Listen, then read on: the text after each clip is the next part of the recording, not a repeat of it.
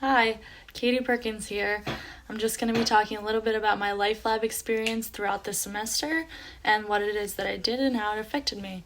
Throughout this semester, my life lab goal was to get outside more during that allotted time where we should be in class, to get fresh air and to use that time to do my exercises for the day and just clear my mind and step away from my phone, from the computer, and any sort of screen time.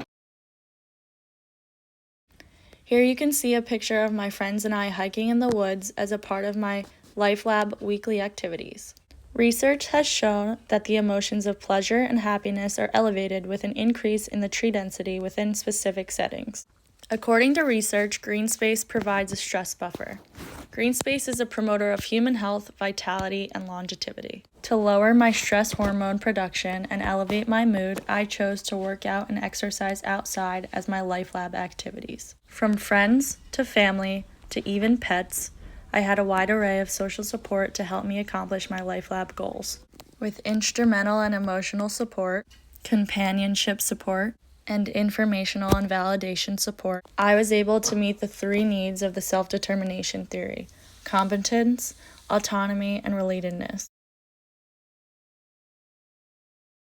With so much extra time on my hands with being at home and not at school, I was able to accomplish competence through learning new skills such as new yoga poses or new lacrosse skills.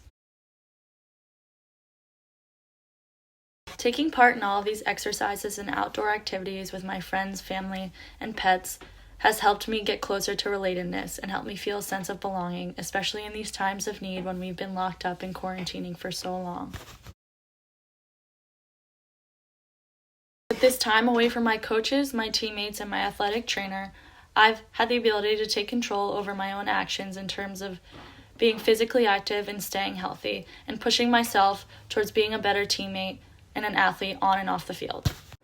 When looking at my goals in terms of the SMARTER template, I realized that my goals were too broad and not specific enough.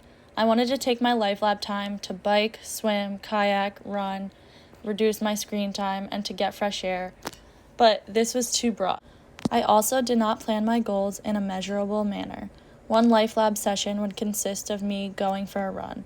Instead, I should have planned how long I'd be running for, how intense the run would be, and for how far I'd be traveling. My goal to cut down on screen time was adjustable. At first, it consisted of me deleting apps, but then I moved to monitoring my screen time and setting time limits for each app. In terms of the R and the SMARTER goals, my original goal was not very realistic. I strived to achieve too many tasks at once. I wanted to get through 1 million exercises and cut down on my screen time and not enough time throughout the day. As I mentioned before, I did not set specific times to achieve each goal. I should have said I want to run 1 mile each day during week 1, 2 miles each day during week 2, and so on. For minimizing screen time, I should have made a time spent on certain apps goal each week. When evaluating my goals each week, I did very well with writing my goals down at the beginning of the week and crossing them off at the end of the week, but I was not consistent with this practice. In terms of rewarding myself, I was one of those people who considered my progress a reward. Instead, I should have treated myself to beach time or hanging out with friends. Throughout the semester, I went through different processes of change in order to achieve my goal at the end of each week.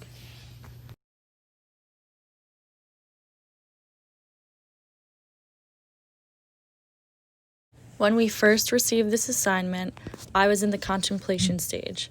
I was trying to figure out what tasks or tiny behaviors would be best for me to change and to attack head-on during the Life Lab periods. During this contemplation stage, I went through self-reevaluation.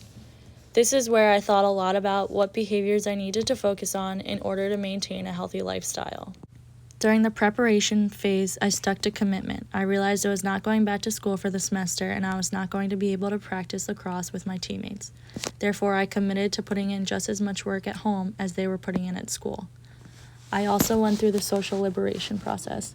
I began to become aware of how many resources I had when I was down the shore and at home before the gyms were open. So I took note of all of the places outside that I could go exercise. I then took action and utilized the environment around me. I closed my computer screen and worked out outside. As a young female lacrosse player at the age of 21, with a good health status, I definitely had some false hope as to how much I could achieve during this process.